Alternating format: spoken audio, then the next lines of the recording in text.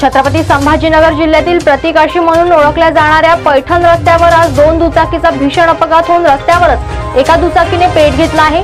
यामध्ये पैठणकडून शेगावकडे जाणाऱ्या व शहराकडून पैठणकडे येणाऱ्या दोन दुचाकी समोरासमोर भिडल्या आहेत। अपघात एवढा भीषण होता की जागेवरच दुचाकी जळून खाक झाली आहे।